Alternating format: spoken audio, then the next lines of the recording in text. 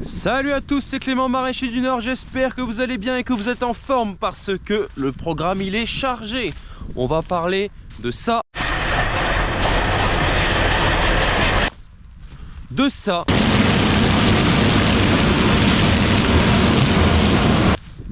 mais aussi de ça. Alors aujourd'hui ça caille, il fait froid, le thermomètre il descend, mais si le programme vous plaît, on va faire monter le nombre d'abonnés. Alors abonnez-vous, likez, partagez, c'est parti, après le jingle.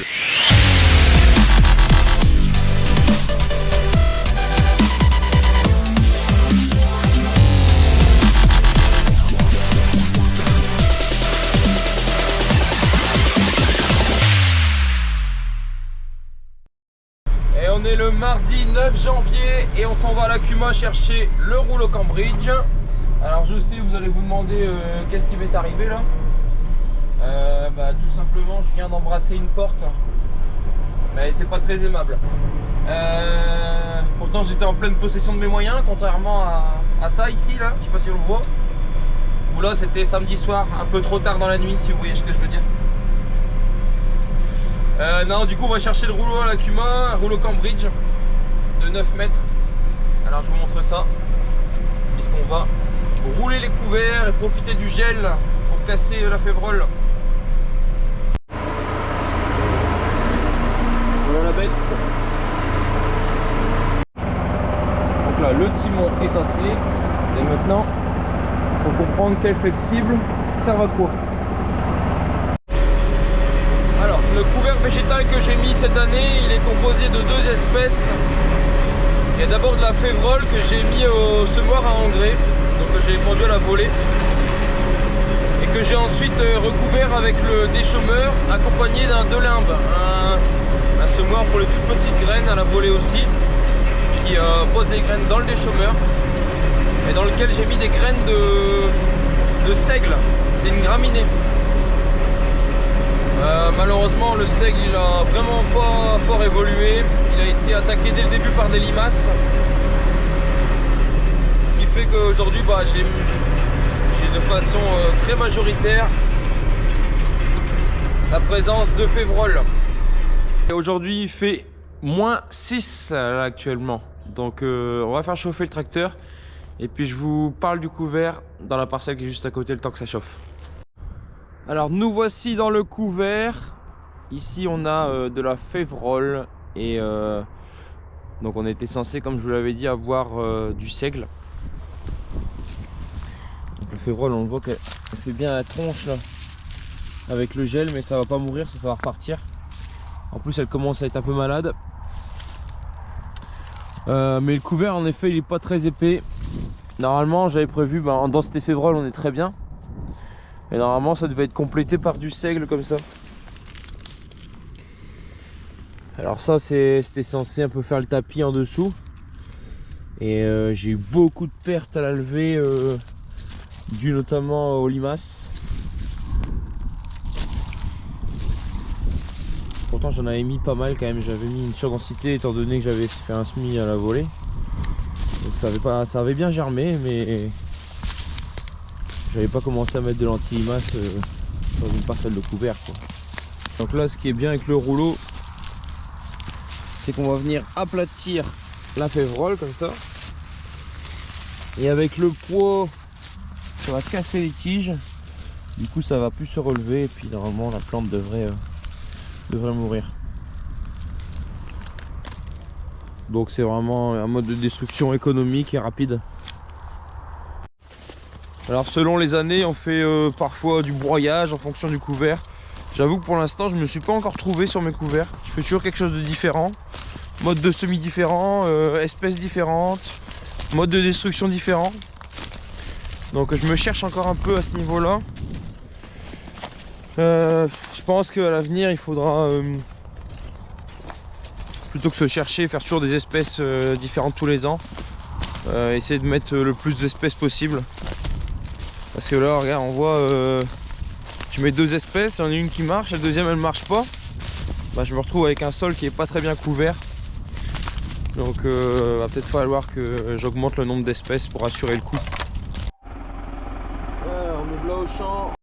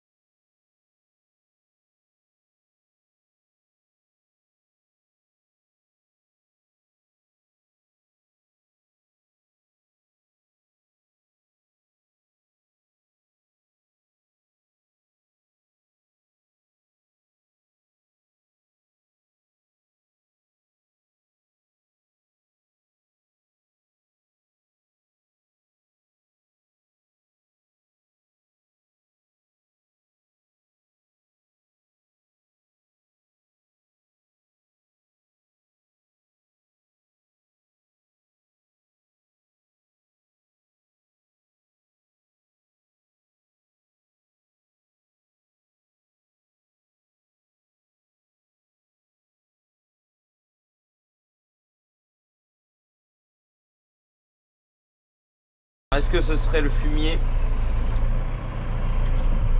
qui aurait pu générer des maladies? Je sais pas.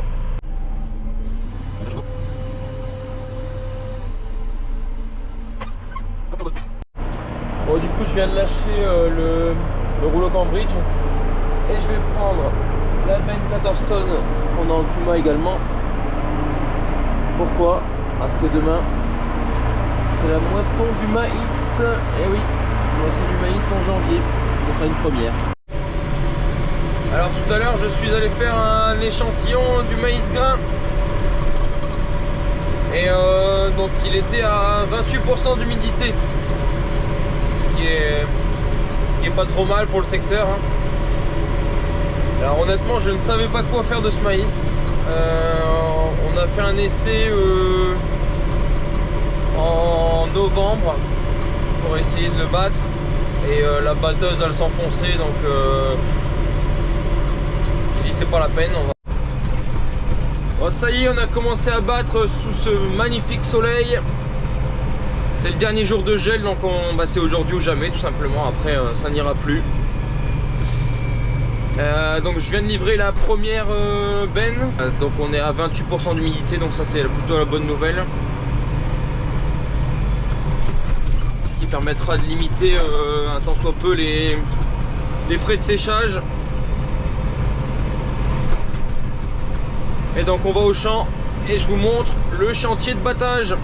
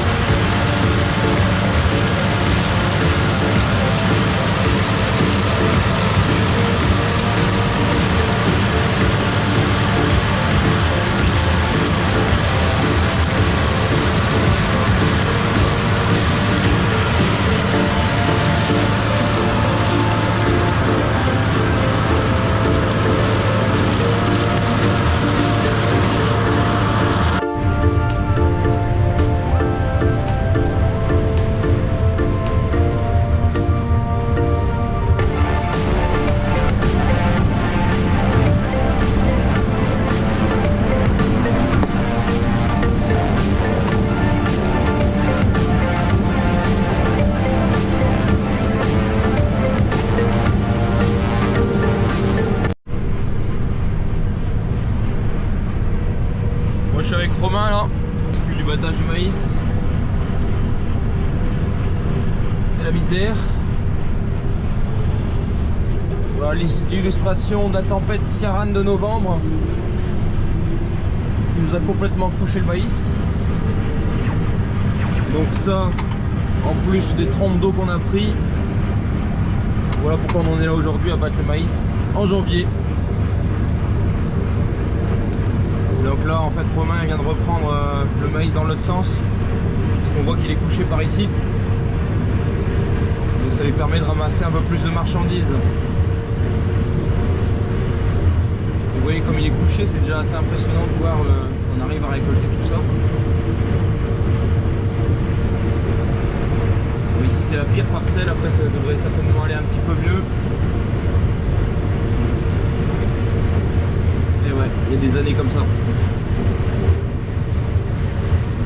Et donc aujourd'hui c'est le dernier jour de gel. Donc on en profite parce que si le sol n'était pas gelé, on n'arriverait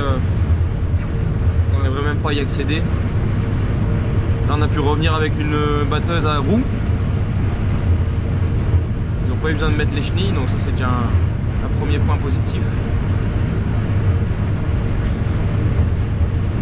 Et normalement le dégel est annoncé pour cet après-midi.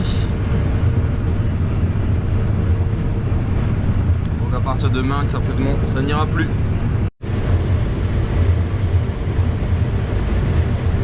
Il y a des moments comme ça où c'est un petit peu moins couché, tout de suite ça va beaucoup mieux. Là on est proche des 100% de réussite.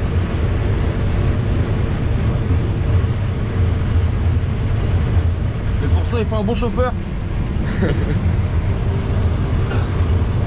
Alors Romain en fait c'est le chauffeur de Gaëtan. Gaëtan c'est un entrepreneur avec qui on travaille depuis un moment. Alors pas forcément sur du battage de maïs. Différents travaux, comme là il a semé le maïs par exemple. Et moi je le remercie déjà de venir faire le boulot parce que c'est pas des chantiers agréables à faire.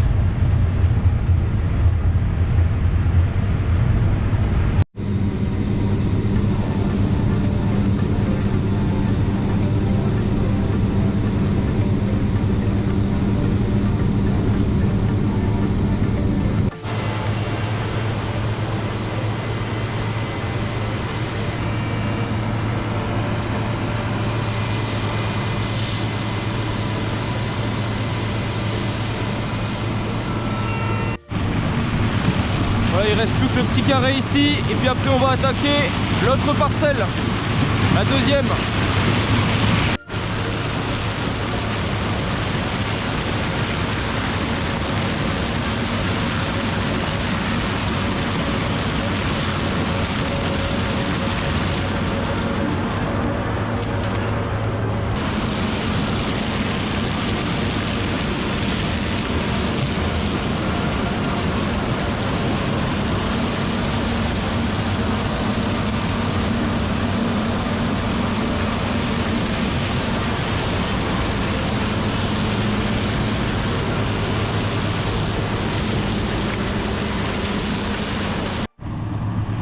Alors ici je suis dans une trace qu'on avait fait quand on avait essayé en novembre.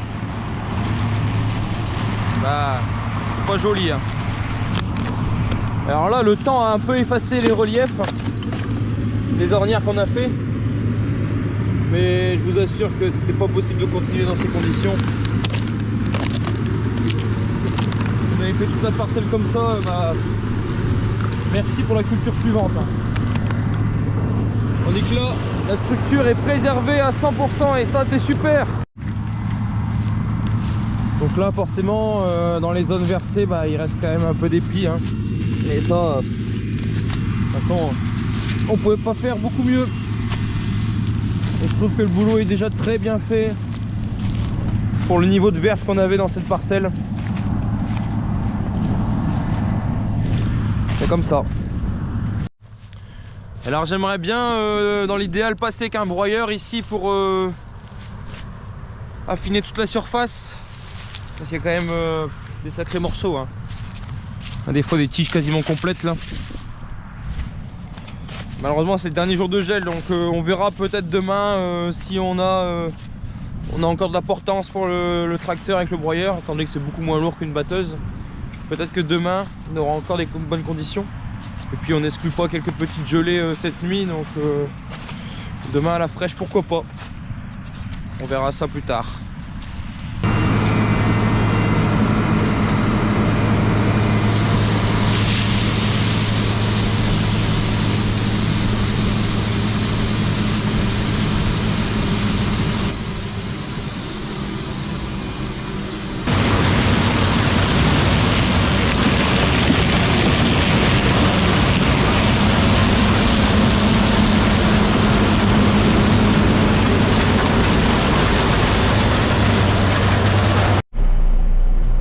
Je livre la dernière benne.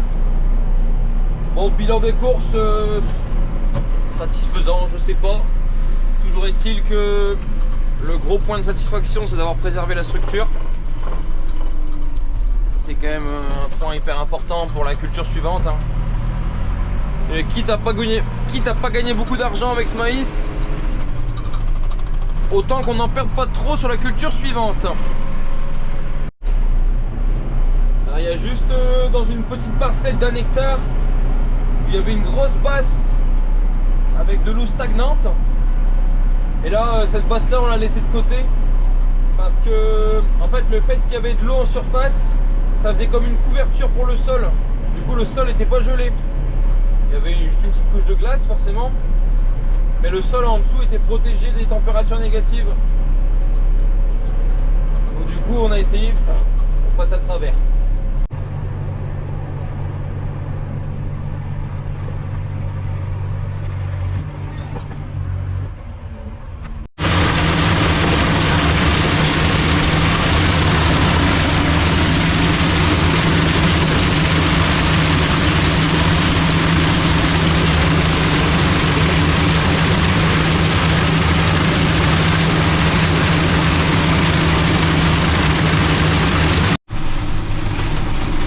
nouveau broyage des cannes de maïs.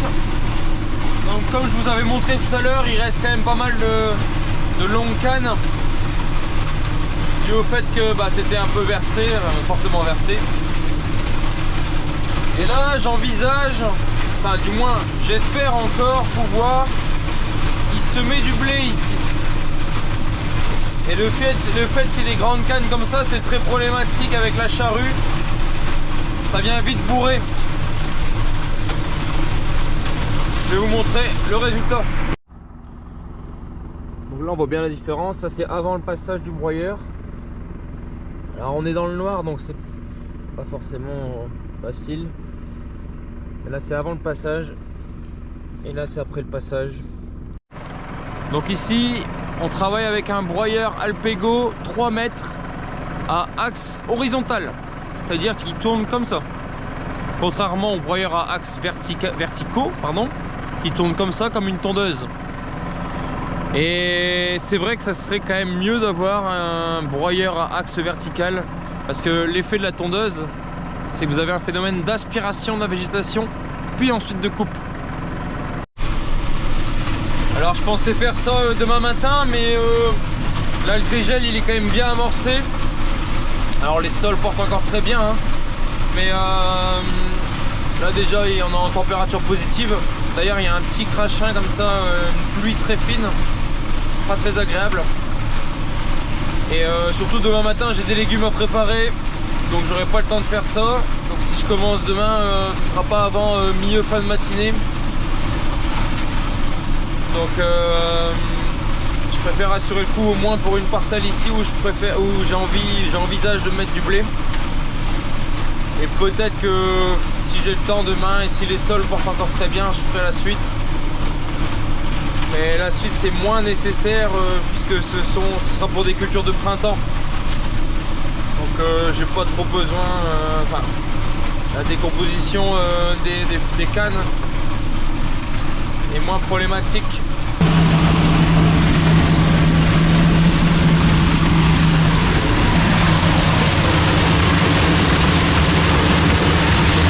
Et voilà, on finit dans le clair avec le nettoyage du broyeur. L'occasion de vous montrer du coup comment ça marche, parce que dans le noir c'était pas forcément évident.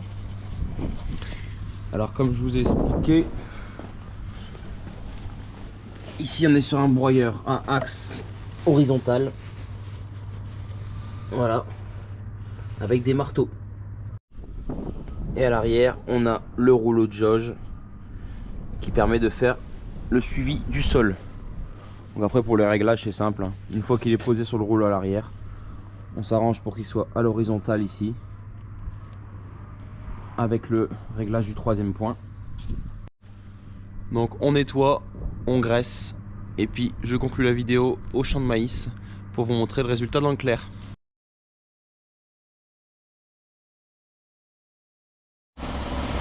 Vous connaissez la pompe à graisse classique. Alors moi généralement je travaille plutôt avec ça. Donc le compresseur qui est branché ici sur un gros bidon de graisse, un gros fût de graisse. Et donc c'est l'air sous pression qui va permettre d'envoyer la graisse jusqu'au pistolet et ensuite dans les graisseurs. Alors c'est bien de garder la petite pompe à graisse manuelle quand même, hein, quand on n'est pas sur place. Mais nous ici on a toujours le compresseur et la pompe qui sont branchés, donc voilà, j'ai qu'à ouvrir la porte ici, puis tout est prêt pour graisser. Et l'avantage de ce système, c'est qu'on ne doit pas pomper. Et des fois sur des mauvais graisseurs, on doit un peu tenir l'embout et à la fois pomper, c'est compliqué quand on est tout seul ou qu'on a que deux mains. Voilà, là les petits pchits, ça veut dire que ça pousse. Ça pousse dedans.